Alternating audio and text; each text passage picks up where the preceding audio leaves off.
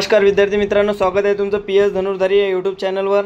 आज आपण बघणार आहे नैसर्गिक संख्यांच्या वर्गांची बेरीज अगदी शॉर्टकट पद्धतीने। तर चला व्हिडिओला सुरुवात करूया।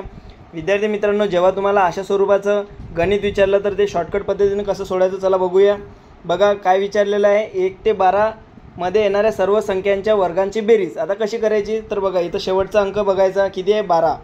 तर 12 गुणेला 12च्या पुढची संख्या 13 गुणेला या दोघांची काय करायची आहे बेरीज, किती येते 12 आणि 13 25, याला भागेला 6। अशा स्वरूपाने तुम्हाला हे गणित सोडवायचं आहे।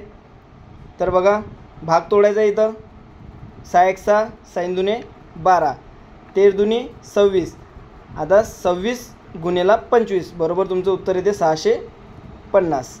हे असेल तुमचं उत्तर। ठीक आहे, पुन्हा एक उदाहरण बघूया।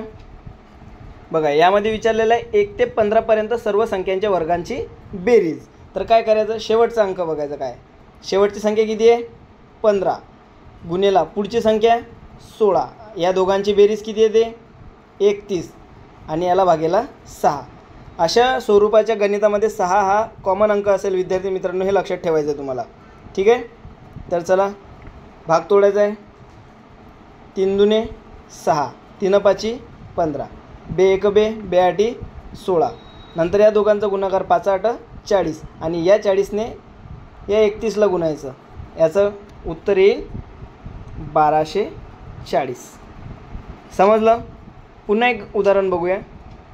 बघा इथं विचारलेलं आहे 20 पर्यंत सर्व संख्यांच्या वर्गांची बेरीज। शेवटचा अंक शोधायचा 20 20 गुणेला 21 गुणेला आता काय येणार या दोघांची बेरीज, किती येते 41 आणि आपला कॉमन अंक 6, याचा भाग तोडायचा, या तुमचं उत्तर येणार 2870।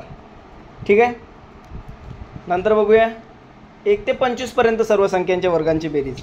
शेवटचा अंक 25 गुणेला 26, या दोघांची बेरीज किती येते 51 भागेला 6, तर इथं तुमचं उत्तर येणार 5525। तर विद्यार्थी मित्रांनो, व्हिडिओ आवडला असेल तर नक्की लाईक कमेंट शेअर आणि सबस्क्राईब अवश्य करा। लवकरच अशा स्वरूपाच्या नवीन व्हिडिओमध्ये आपण भेटूया, तोपर्यंत